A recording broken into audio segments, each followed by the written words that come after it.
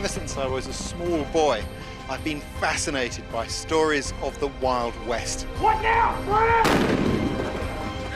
Stories of cowboys, Indians, wagon trains, and the gold rush. But for me, those stories are inseparable from the landscapes in which they took place. The mountains, the deserts, and the Great Plains. In this series, I'll be discovering how the early pioneers conquered the mighty mountain ranges and the vast expanses of the Great Plains. How the homesteaders and cowboys overcame extreme temperatures, blizzards and drought. And I will be finding out how the plants, animals and natural resources of this unknown wilderness offered unimaginable wealth and opportunities for the new nation.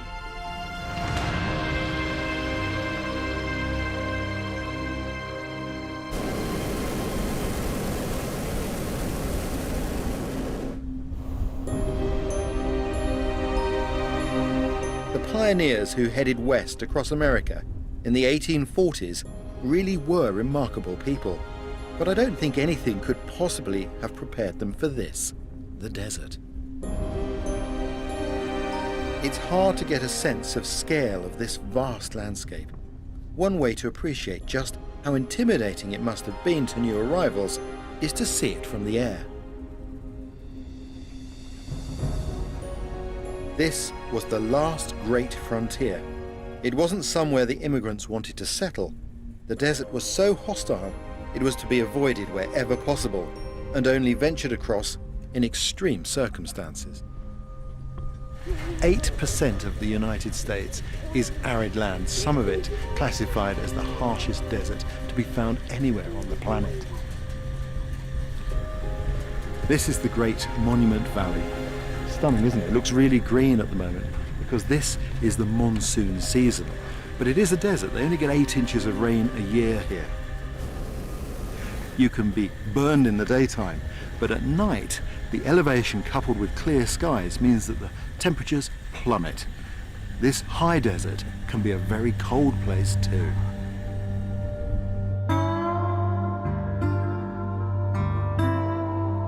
The deserts of North America lie in the southwest of the continent.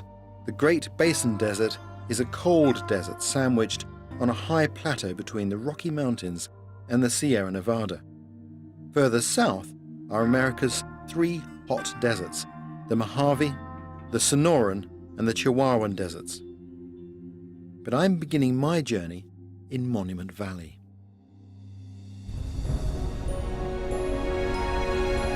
This stunning landscape's not only scorching hot and bone dry, it's convoluted and rocky, the results of millions of years of battering by the Earth's geological forces. 160 million years ago, Monument Valley lay under a vast inland sea which deposited a thick bed of sandstone. 100 million years later, volcanic activity tilted and folded the Earth's surface, leaving these great sheets of sandstone pointing skyward. The wind has been carving out these amazing rock pillars ever since. This is a really distinctive landscape.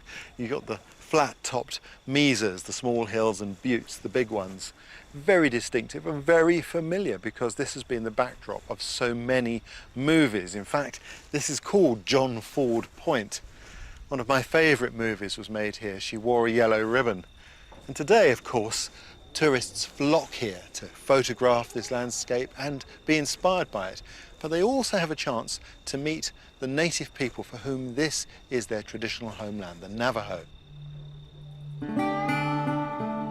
There were many Native American tribes living in the deserts in the early 1800s, with names like the Hopi, the Apache, the Navajo. Each adapted differently. Some, like the Apache, were warriors, but most, like the Navajo, were farmers, who in addition to hunting and gathering, learned to exploit the precious resources of the desert. Unlike the nomadic tribes of the Great Plains, the Navajo were farmers and settled in this harsh landscape. Their traditional homes, called hogans, were supported by a wooden frame coated in thick mud sunbaked into a rock-hard shell. These thick walls would be cool in summer and in winter very effective at retaining heat. The packed earth was a simple, local and abundant building material, but the wooden logs were much scarcer in this desert landscape and were highly prized. There are still a few hogans on the property of Navajo elder Effie Yazzie Holiday. These logs were from my grandpa. So when my grandpa passed on, the wood was given to my mom. So let me get this right. So the wood's being used in more than one hogan? Yeah. Because because you save the logs because there are no trees here. Yeah. Can we look inside? Yes. Wow, it's a lot cooler in here, isn't it? That's nice. There's a nice atmosphere in here. Yeah. I mean, these are absolutely perfect for these conditions, aren't they? I can see some bark and things. Yeah, they put all the barks that they have, trim all those logs off. Yeah. And after that, they pack it down with the mud. Every time it rains and it start washing the mud off, you repack it and pound it down with a shovel. And then later on, it kind of bakes the clay hard as a rock. It's beautiful in here. So we have something to eat. Yeah, why not? That's a good idea. It's about that time, isn't it? Yeah. Looks like we might get rain. Oh, yeah. Something's cooking. Effie's daughters and granddaughter have already got a traditional Navajo lunch underway: blue corn mush and fry bread. That's looking delicious. There we go. And you got it just done before the rain, probably. Yes.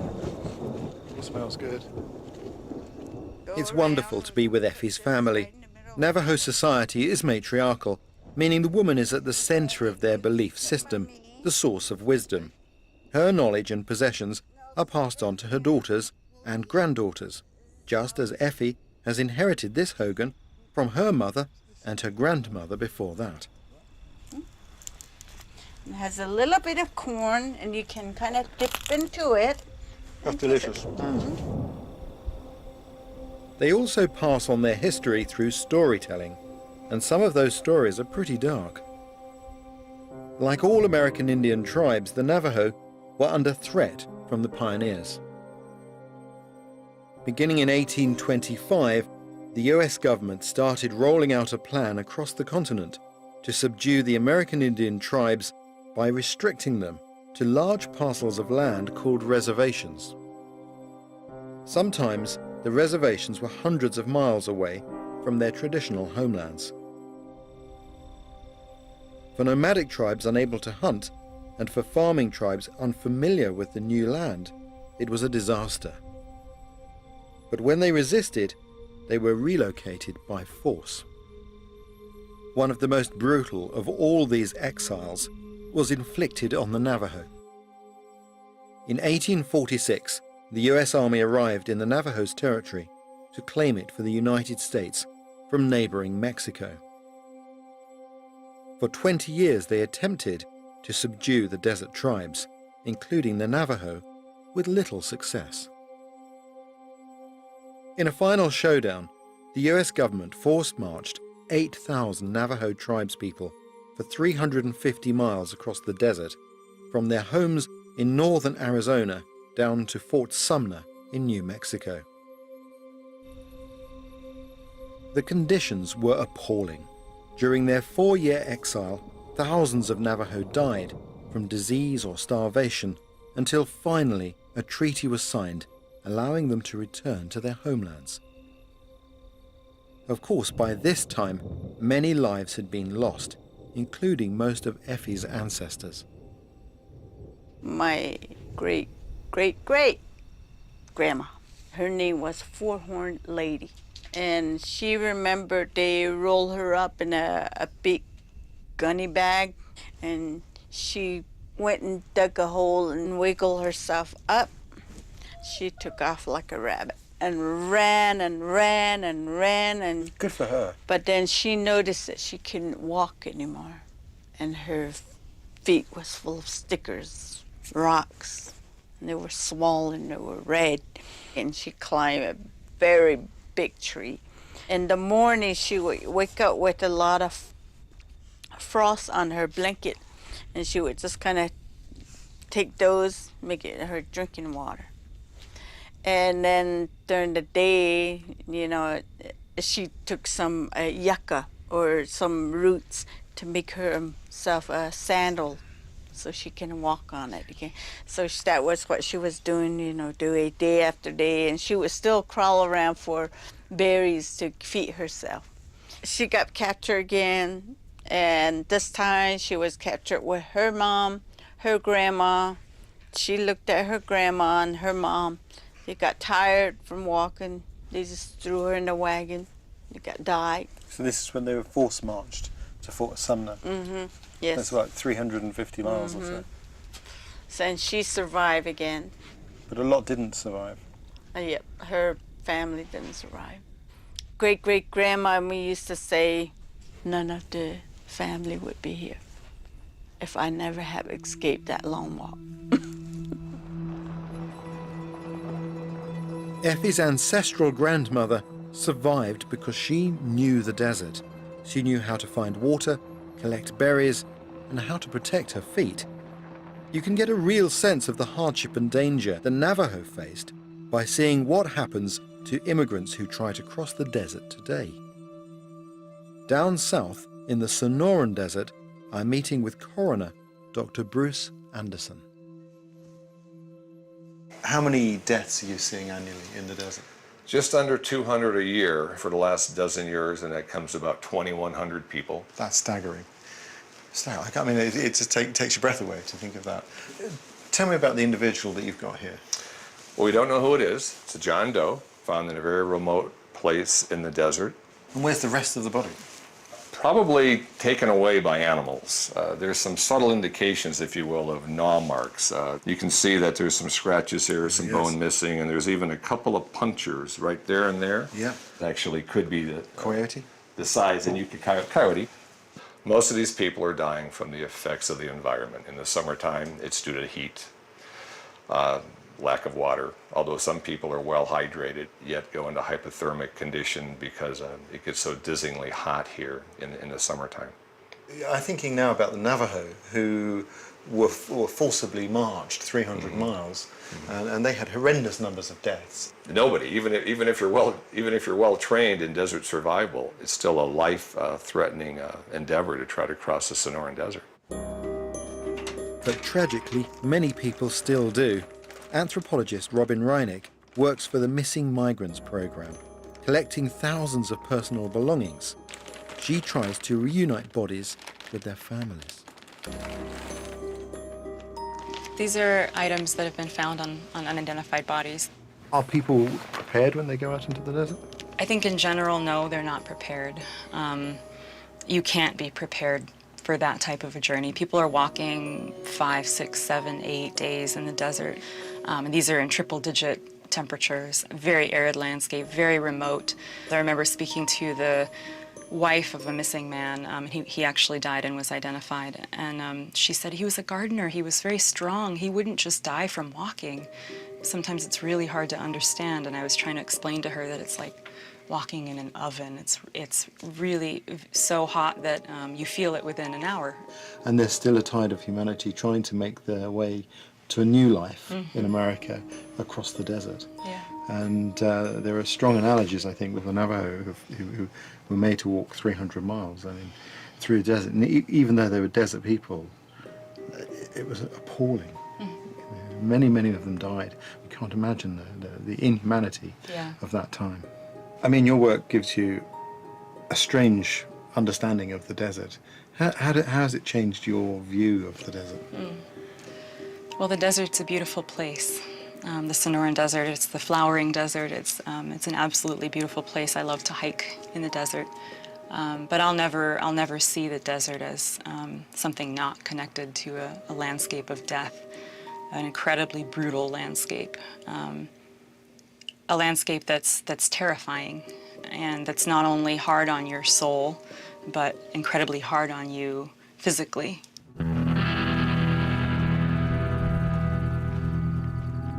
Those few treasured possessions were very moving. and a powerful reminder of just how dangerous the desert can be. It's not just the heat and the temperature of deserts that's a threat. There are also a lot of things in here that can sting and bite. And of course, they come out mostly at night when it's coolest. There are snakes, tarantulas, black widow spiders, and one other nasty creature that is best seen at night using a UV torch. That's what I'm after. Look at that. Isn't that amazing? That's a scorpion. And that little chappie there is a bark scorpion. It's distinguished by these long, thin, very narrow pincers. It's only about 2 centimetres long. You see it glowing there in the UV light. That's what scorpions do. They look like they look like toys, like something you might get in a Christmas cracker. Nobody's sure why they glow in the dark. Some have suggested it might be some mechanism that helps protect them from the sun's rays. And others have suggested that it might be some sort of camouflage because they tend to come out on moonlit nights. Perhaps we'll never know.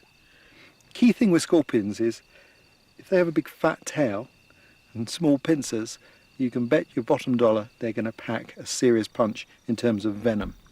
And that's the case with the bark scorpion. Although he's only tiny, he can really spoil your day. Fatalities have been known. They're rare, but it can happen. Ooh, here he goes, he's moving. Look at that, stunning. Don't like to take my eye off these fellows because they move fast. Take great care. It's sobering to confront the realities of this landscape, not a place to be taken lightly. Nonetheless, there is real beauty here, and despite the harsh conditions, animals and plants can make a living, providing they have one key ingredient. I love to sit quietly in a desert. When you do, you realise how much life there is here. You see chipmunks running up the sand dunes. You hear the insects buzzing to and fro. You see the busy ants and the lizards. And sometimes you hear the most beautiful sound that you can ever hear in a desert. Can you hear it? That is the trickling of water, the very sound of life itself. Water arrives in the desert in two main ways. Right now the region looks pretty green. That's because from mid-July to early August, it's the monsoon or rainy season. Virtually all of the desert's rainfall will come at once. Luckily for plants, animals and indeed people, there are also a few very scarce water sources that will last year-round. This is a little creek, and you can see that along here you get seepages like this, little springs. These are formed from cracks in the bedrock where the water is under pressure and is forced up and comes out into the open. I think this is one of the most impressive desert creeks that I've ever seen, because on this side we've got the rock and muddy conditions, and on that side there's a sand dune with its feet literally in the water. Water like this means life in a desert, and it's an obvious thing to say, but when I'm teaching desert survival, it's the hardest message to get across, is just how important water is. If you haven't got water, you haven't got one of the fundamental building blocks of life, and the clock is ticking. Anyone traveling in desert knows that you travel from water source to water source, and if they're too far apart, you can be in big trouble. And in the 1840s, water sources were critical to the location of the US Army forts that accompanied the westward moving frontier. Here in the deserts of the Southwest, they were needed to enforce the new nation's border with Mexico and to protect prospectors, railroad crews, and early settlers from the fierce Native American tribes. Historian Ray Whitley at the Museum of the Horse Soldier in Tucson, Arizona, told me more. The military is needing to, out of necessity, have a water supply. So tradition, and because of the thinking of that era, you're going to build a fort next to a river. Makes sense. The problem is in Arizona, a lot of the rivers don't flow continually, and there's a lot of standing water at certain times of the year. And then here in southern Arizona, we have monsoons. So if a person came to survey for a fort in the height of the monsoon season, they will see standing water, and they may think that there's a spring or there's a good water supply. Well, by midsummer, they're finding that it's stagnant water, and the soldiers are becoming sick. So there are a number of posts in Arizona that were only garrisoned for about 1 year, 1 season, until they figured out this is not an advantageous place to be. But despite the lack of water, the desert interior of the southwest was steadily colonized by a network of forts from the late 1840s to the mid-1870s. Almost half of cavalry troopers were immigrants. Some who joined up wanted regular pay, some wanted an education, and some were lured by the promise of free passage out to the west. For freed slaves, army service offered social acceptance, and then there were those who enlisted in an effort to evade the law. A wonderful collection. After a cramped train or wagon journey or a long march, their arrival at a remote posting was usually something of a shock. The cavalry's standard issue equipment was ill-suited to the desert. I know that they had a lot of problems with their equipment. Yes. I mean, there was the classic one was their boots. Yes. Isn't it right that the boots fell apart? Yes, the boots fell apart primarily because of the way the soles were in fact put onto the boots. If you can see here, you will notice that the system here that's in fact holding the sole together is a series of wooden pegs. Now that's fine if you have enough humidity in the air. But here in Arizona, it's actually going to shrink those pegs because of the lack of humidity. And when those pegs fall, soon thereafter, so will your sole. And are these some of the water bottles from the era? Yes. So these canteens are telling of the era. The first series comes from the Civil War. So the Civil War surplus would have been accompanying these soldiers in the 1870s. And then this comes out in the 1880s. But both of them have a feature which is extremely important for the soldier in Arizona, and that's this covering. What you will do when you're filling this canteen is in fact submerge the whole canteen, get this wet, hang it in a tree, and the breeze will cool this off, and it in fact gives you some cool water. How many canteens did a man have? A man was issued one canteen, not a lot of water. With how the court? Exactly. And this was a really hostile land. I mean, you've got Spanish bayonet, cholla cactus covered in thorns, you've got fishhook cactus, bark scorpions, black widows, and rattlesnakes. Yes. You know, something you don't see in the movies is every morning the soldiers are waking up and they would have their morning cough, which was how you knew that all the soldiers were rising. You have about 10 minutes of chest rattle. And then you have everybody complaining about what had bit them in the middle of the night, shaking out their boots, hoping that not to get bitten again for breakfast. So you'll have a number of soldiers that can't, for example, ride that day because they have a huge bite from a scorpion or a spider on their backside. And if you took all of those things out of the equation, you'll have a windstorm every couple of days. And if you get caught in that, in a sandstorm, that can, in fact, tear the hide right off of you. And so everything out here is a potential threat to you. In fact, more soldiers died from illness than as a result of engagement with the enemy. But incredibly, despite the conditions, some of the soldiers brought their families with them. When I look at items like this and I see the sugar tongs or marbles in this era, knowing that Fort Wingate would have been crawling with everything from spiders to scorpions to the enemy, at times people still tried to have moments that seemed civilized, if you will. If you look at the picture of Fort Grant, that's actually a rowing pond that has been built there, so the officers' wives and children can row their boats. Now, at the time that this is happening, their husbands are fighting Apache no more than 20 miles off post.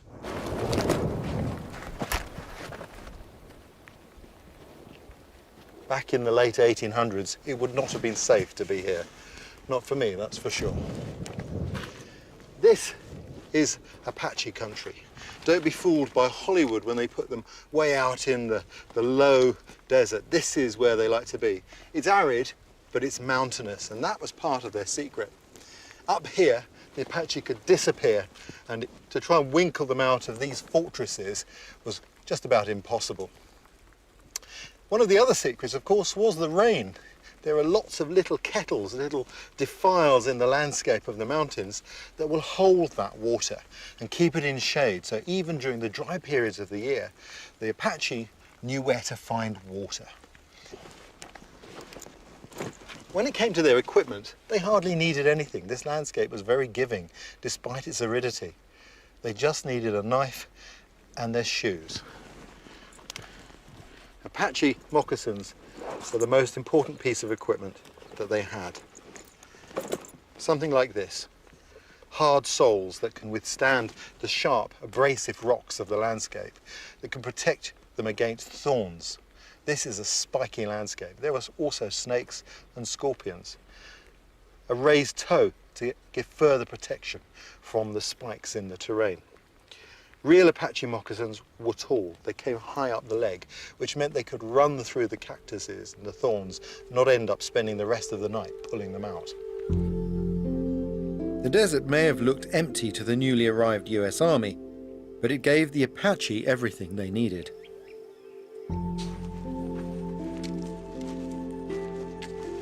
If ever there was an icon of the West, it has to be this, the magnificent saguaro cactus. They don't put out branches like this until they're 75 years old, and they live for about a century and a half. It can stand upright like this because inside there's a complicated structure of woody ribs like this. And when the cactus dies and the flesh falls away, you're left with this skeletal frame that's inside it. And sticks like this had a lot of uses for the native people, including the manufacture of fire sticks. The nomadic Apache lived a simple lifestyle, constructing temporary shelters known as wickiups. A framework of flexible poles was covered with dried grass, or when pursued, with simple pieces of canvas.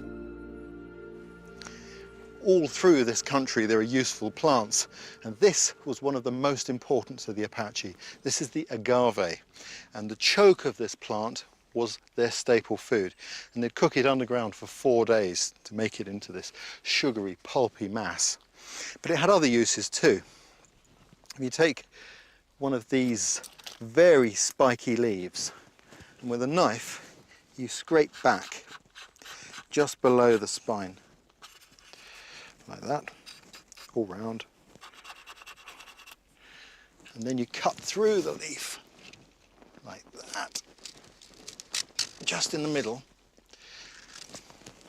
You can then bend that over the knife and pull, very slowly, but firmly.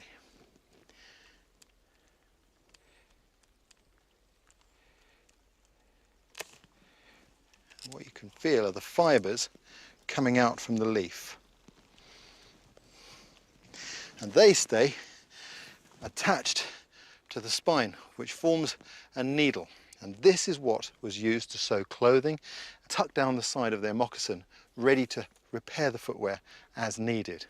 It's that kind of detailed knowledge and the way they used the plants. They had every resource they needed for life right here. When the frontier reached the desert, the cavalry was soon to find that the forts and battle tactics employed on the Great Plains were futile against the strategy of the Apache warriors.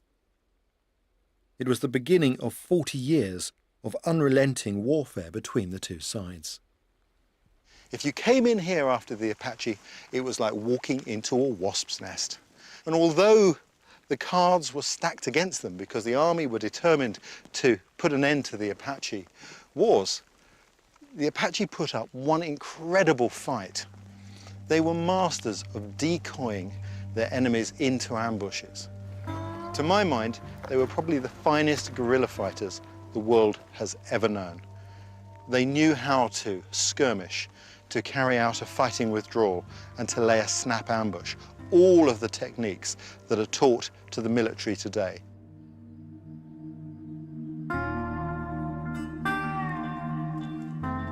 To get a sense of their unique fighting style, I've come to see an old friend Apache historian J. Van Orden. So why have you brought me up here then, Jay? Actually, this is a very historical spot.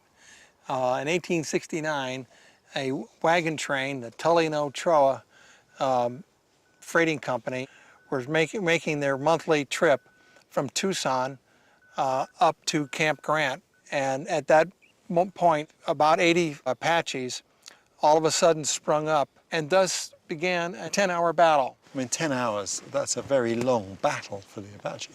Yes, it is. I wish we could see that. It must have been quite a sight. Well, surprisingly, this is another unique aspect to this battle. Was one of the participants was an artist. This artist, Edward Zins, did it with incredible detail. As you can see, the mountains are just as they're depicted. I mean, this peak here is over there. And there's the mid-range of mountains.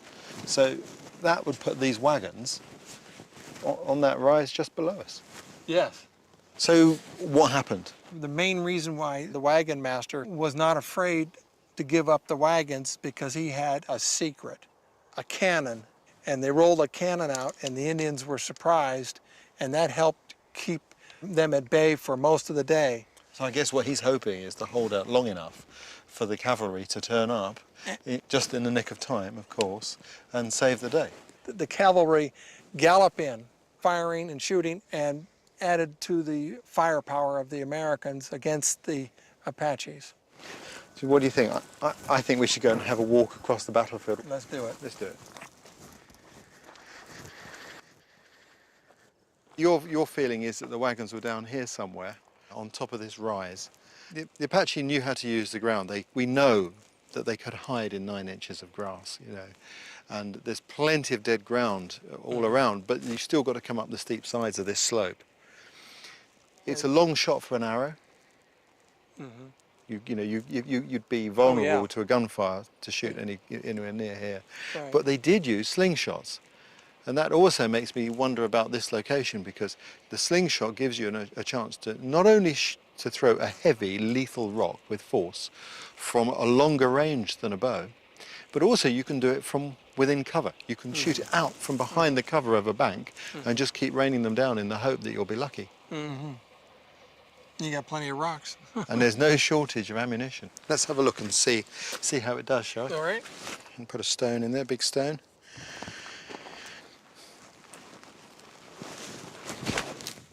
Quite a sound, Jay. Yes, it certainly is. You can hear it. You can hear it go. I mean, those stones fly. Very simple, lightweight, in this environment, an inexhaustible supply of ammunition. Under the cover of darkness, the cavalry and teamsters were able to flee back to Tucson, leaving the wagons, goods, and livestock to the Apache.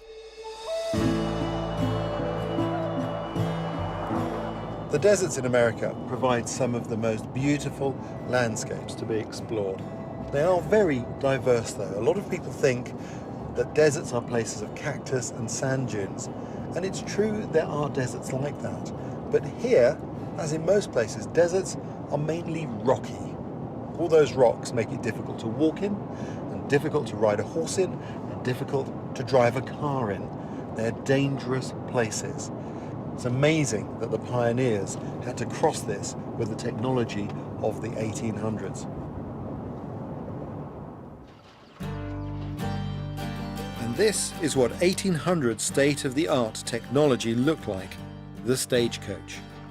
In 1849, 250,000 men had headed west to California in the gold rush, most of them leaving their families behind. This mass migration created a need for communication across the vast continent. And in the days before railroads and telegrams, it was the stagecoach that carried the mail that kept them in touch. On these vehicles, people, post, and wealth was transported across the West. In between the relay stations, these wagons were pretty isolated, so I've been given the job of riding shotgun for protection. Of course, vehicles like this attracted the unwanted attention of both hostile Native Americans and bandits. In the remote open spaces of the desert, you were incredibly vulnerable. Mind you, these vehicles are notoriously uncomfortable. I think I better go and check on my guest. I think we'll pull up. Oh, boy. Excellent. You can see how he's getting on. My passenger is a stagecoach specialist, historian Bob Stewart. Stagecoach. I've read accounts of people getting seasick in these things.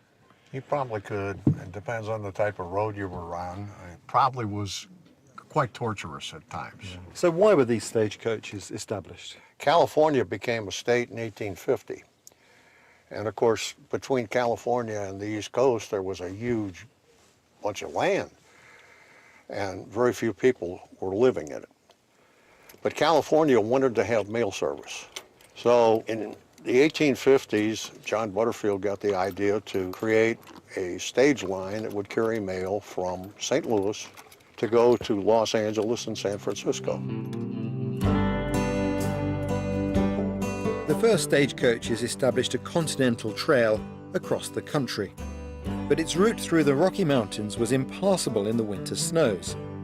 In 1857, John Butterfield won the US mail contract because his route headed south and was open all year round. The downside was that it was 2,800 miles long and took passengers through some of the most hostile deserts on Earth. Tell me about the wagons themselves, because the terrain that they're having to cross is astonishing. Yes. The wagons basically were small and lightweight so that the horses could pull them quite easily.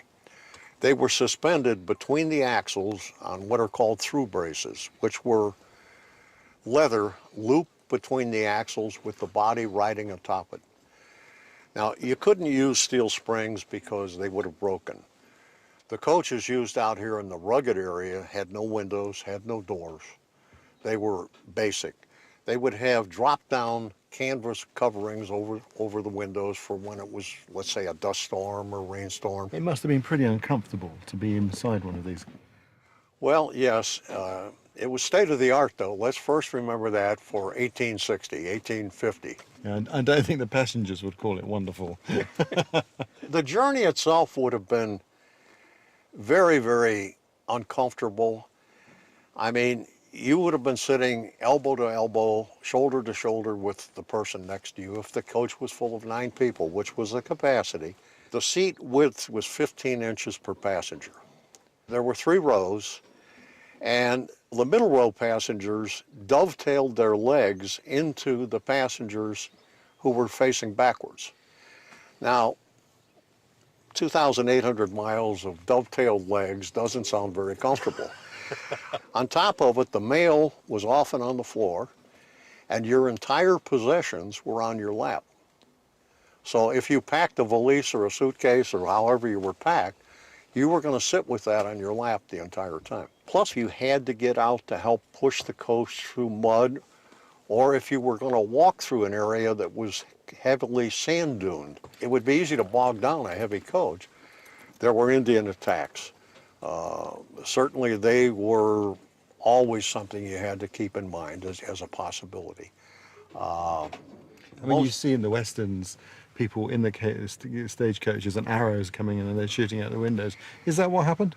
Well, I've seen a provisions list that was recommended for traveling on the Wells Fargo coaches, which ask you to bring a Sharps rifle, 200 rounds of ammunition, enough powder, a Colt revolver, 3 pounds of lead, and additional powder for your Colt revolver. So I'm going to say that there was a reason for that. When was the last coach to leave? On the Butterfield in 1861. Short-lived. Yeah, it was very short-lived. It was 2.5 years. But we started to have railroads that were connected coast to coast right soon thereafter. And that pretty much did away with long-distance travel by coach. As quickly as they'd started, the Butterfield, like other stagecoaches, would come to an end. The Butterfield route took 25 days, but by 1890 There were 6 transcontinental railroads straddling the continent, cutting the journey time to just 6 days. Well, Bob, I can hear the horses are chomping at the bit there. I think they want to get moving, so I think we should make some dust. Well, it's been a pleasure, Rick. Hey, nice talking to you. Yeah, very much Yeah. so. Did you have your ticket? Yes.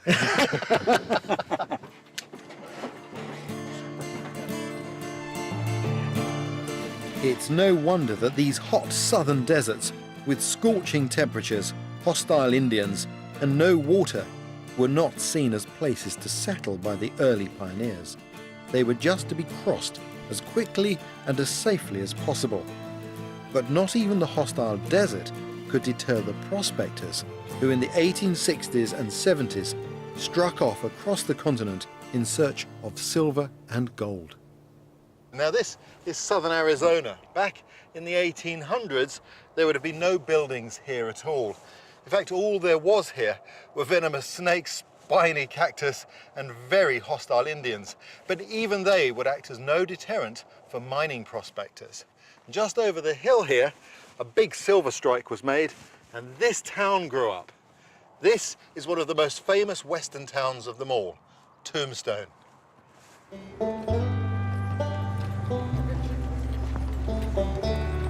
One of those prospectors was a man called Ed Schieffelin, a soldier in the 1870s. He took it upon himself to come up into this area and prospect. Well, all his mates said, "You're crazy. All you're going to find up there are rattlesnakes and hostile Indians. You'll end up dead." Well, he didn't. In fact, he found silver and struck it lucky. So he named this town Tombstone, the obvious choice. If there's anyone who can help paint a picture of life in this desert town in the 1880s, it's local historian Marshall Trimble.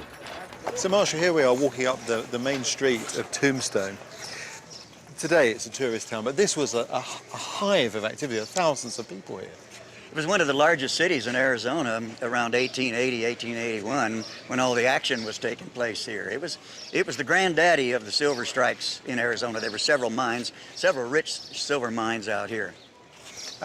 Someone told me like $1 million was mined from one of the mines here. Is that right? They figure in those dollars about $80 million came out of here. 80 million, yeah.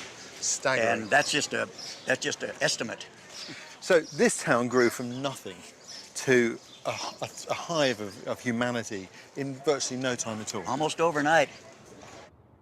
Tombstone, like many mining towns, was a remote and isolated place. Whilst California had become a state in 1850 and formed its own local government and militia, much of the desert in the southwest was federal territory and ruled by Washington, D.C., 2,000 miles away on the eastern seaboard.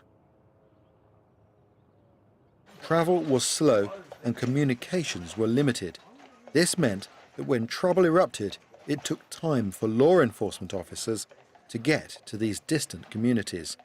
Local people settled things for themselves. In a town like this, you had the cowboys out here who were rustling cows. They came in when they had money and got kind of western, as they say.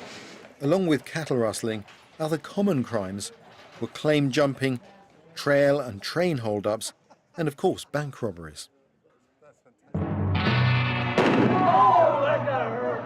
What now, Fred? The gun-carrying culture and the large number of guns in circulation after the Civil War ended in 1865 meant that shootings were a common way of settling quarrels. Throw up your hands, boys. We're here for your guns. Look, I don't want to fight you. One of the most famous, now reenacted daily in Tombstone, was of course the gunfight at the OK Corral.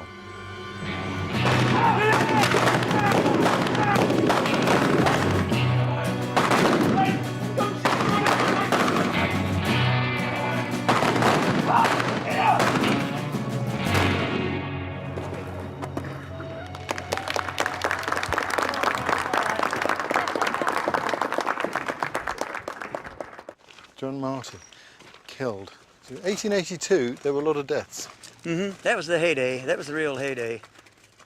Law and order was enforced by a small number of marshals and sheriffs, as well as local vigilante committees who dealt out rough and ready justice.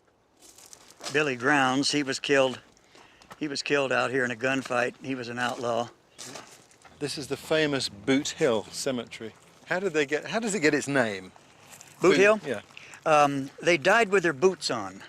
And all of these western towns had a boot hill. And that was just the old saying, for a guy that died with his boots on, that means he died violently. Never got a chance to take his boots off, die in bed. Some of these headstones are quite revealing, aren't they? Here lies George Johnson, hanged by mistake, 1882. He was right, we was wrong, but we strung him up and now he's gone. It just shows those people had a sense of humor. They had a sense of humour, but it also dispels the myth that, of the nobleness of the Wild West. It was a wild and tough place, wasn't it? It was, death was pretty commonplace. I mean, people died of diseases, they died of injuries, of accidents. Of course, some of them really deserved their reputations, didn't they? Oh yeah, this was an escape for people who didn't fit anywhere else. Thousands of men lived short, violent, and unrecorded lives. Only a few outlaws achieved the long-lasting notoriety of Jesse James, Billy the Kid, and Butch Cassidy and the Wild Bunch. The so-called Outlaw Trail was a network of trails linking safe havens for bandits, all the way from Mexico to Canada. This route enabled a safe passage for wanted men and smuggled goods. The safe havens were hideouts tucked away in the inaccessible terrain. Many were never penetrated by law officers.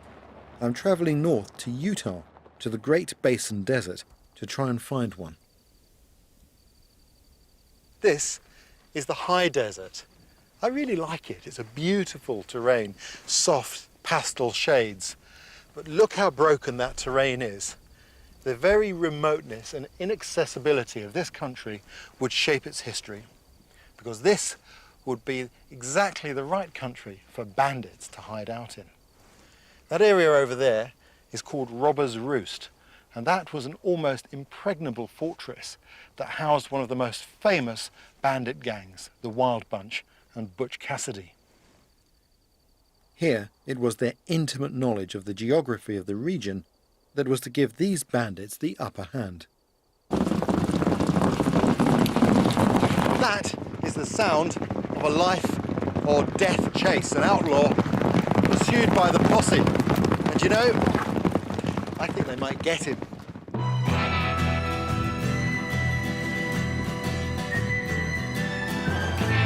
You see that scene in just about every Western movie. But what I want to know is, did that really happen?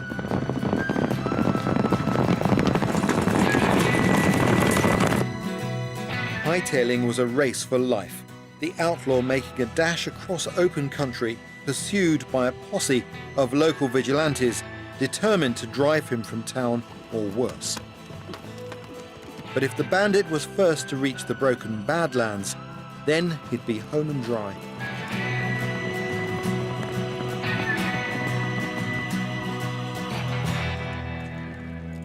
A modern-day hightailer, Wes Taylor, has offered to show me how. So Wes, you've successfully caught this sorry-looking individual. We got one. We got him. Don't take any nonsense from him. No. So tell me, Wes, in all truth, did posses ever catch up with people? Not much out here on the roost. If an outlaw could make it out here to this part of the world, he had it made and he knew it. Because once he gets off of some of these cliffs and the canyons, no posse would go out there. It's a death trap. And the outlaws had the advantage because they knew the canyons. Absolutely. They knew where they were going, and the posse knows not to go over that hill, because once they get over there, one gunman can hold off 50 riders on one of these ledges. So posses knew it, outlaws knew it. It was just a race. The local posse would generate and get a group of guys, and they're getting storekeepers and farmers and the banker. You know, they're not getting hardcore cowboys to go on these posse rides. They're getting the guys from town. You know, and it's kind of their civic duty, so they saddle up and go, but once they get out to a point, it's like, you know, we're done, this is it, we give it a go. George Armstrong Chapel was my third great-grandfather, and he was one of the few sheriffs at the time that dared to come out here because it was in his county. So he had much more of a civic duty to come into it. He was the only sheriff to actually make an arrest on Robber's Roost and bring somebody back out. And there wasn't even a jail built in 1895 when my grandfather was the sheriff here.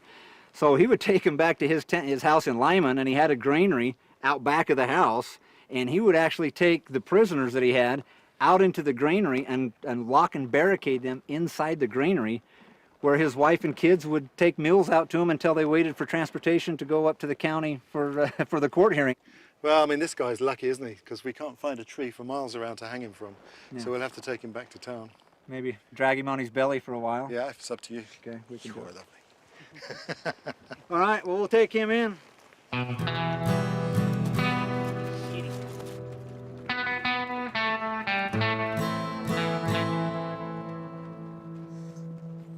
West is taking me into the canyons of Robber's Roost, to a part of the outlaw trail known as the Angel Trail, to help me understand how the landscape protected bandits from the law.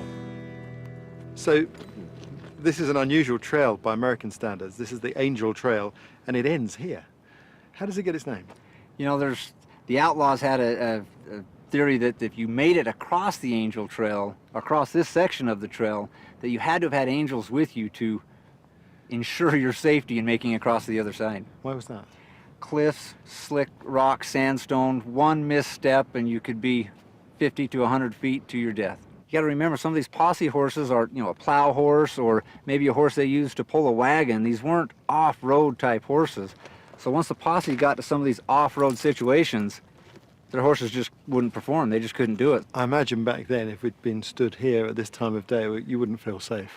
Even knowing it well, there's dangers out here that are just unforeseen, and there's been a couple of times we've been riding out here and ended up into some quicksand, and that is like just walking along or standing like you and I are talking right here and having somebody just pull the sheet of earth right out from underneath you, and it's over before you even know you're in it, and that's a death trap. And in this arid land, it's the last thing you'd really expect to see. Both times that I ended up in the quicksand out here, I was riding a Mustang or a wild horse, and these horses seem to instinctively know what to do in it, whereas I kind of was in a bit of a panic mode. But the Mustangs started crawling to their side, and they just kind of crawled in a circle and got themselves up on their side. They knew better than to try to stand up, and they just kept clawing in a circle till they got to some solid ground. That's amazing. It was impressive and inspiring to me. I did the same as I was crawling out on my belly.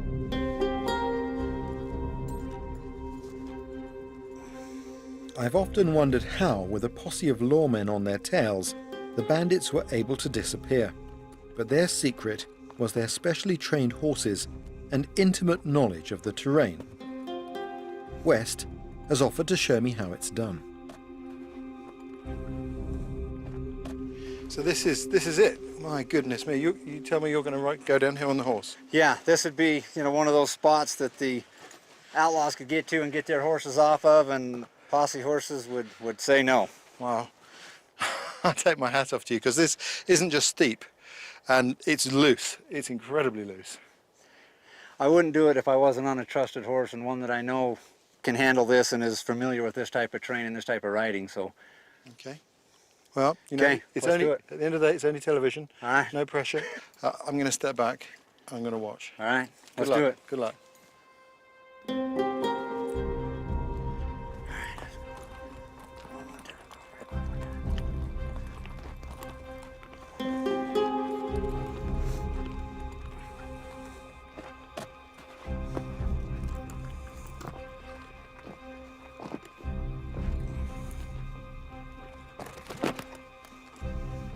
It's pretty tense now. Imagine doing it after a long run, knowing the law is hot on your trail.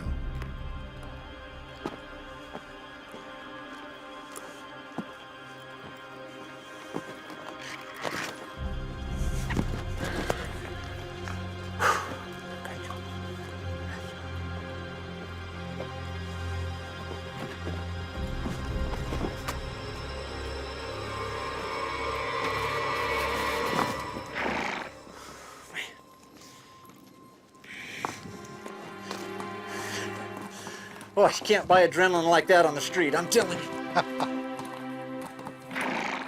For me, it's a point of It is just trust. She's got to make that jump. She's got to turn. She's got a lot to do with her feet to keep me from going 100 feet down. But that was awesome. And what about the horses themselves? What makes them good for this? She's a Mustang, so she's been a wild horse for 3 years of her life. So she is more than comfortable surviving in terrain like this. And this is what the outlaws did. Absolutely. They make it down off of this, across the river, they're home free. And I can understand, you know, the butcher and the shopkeepers in the posse, they're not going to follow. You're not going to get your plow horse out here and get him to come off of this. And two, it's too much to risk. If I'm the farmer and I break my plow horse's leg, I can't provide for my family now. Not a risk I would take. Wow, I take my hat off to you. That's fantastic. That's one of the most amazing things I've ever seen. Awesome. That's brilliant. Thank you. All right. At about the same time that West's sheriff ancestor was chasing outlaws across these high deserts, another pursuit was taking place in the hot deserts of the South. The desert mountains of Arizona were a refuge for America's last Indian resistance, the great warrior bands of the Apache Nation. Since the 1840s, when the western frontier had rolled across these mountains and encountered the Apache, conflict was ever present. For over 40 years, the US Army and the Apache tribes had clashed in a series of brutal battles and skirmishes over their right to this land. Without a doubt, the most famous of all the Apache was Geronimo, and he was the last of the Apache war leaders to put up a resistance. And what a resistance he left. He was a real thorn in the side of the American government, like a cactus thorn in their foot. Caused them serious embarrassment.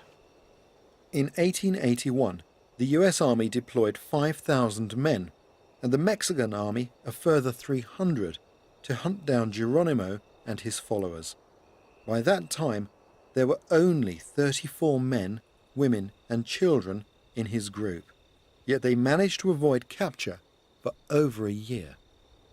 Well, the pursuit that followed him eventually wore down the morale of his small band, and he was persuaded to surrender. And that effectively ended Indian resistance in North America. One last bright flame of resistance. The Indian Wars were finally at an end. Just a few years later, the American government would declare the wild frontier closed. When the frontier rolled across the deserts of North America, it gave birth to some of the most colourful chapters of the Wild West. Lawlessness flourished in these remote regions, and outlaws sought refuge in the broken desert landscape. Native peoples were pushed from their homelands and relocated to reservations. And this was where the Indian Wars were declared over.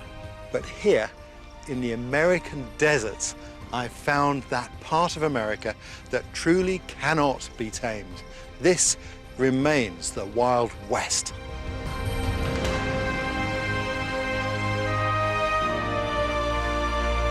The Springwatch cameras are live throughout the day, covering the unfolding epic stories of avocets, bitterns and bullfinches. Press red now for the stunning pictures, or go to bbc.co.uk/springwatch. Next, though, Thomas Asbridge's journey through the story of the Crusades reaches its final destination. Stay with us.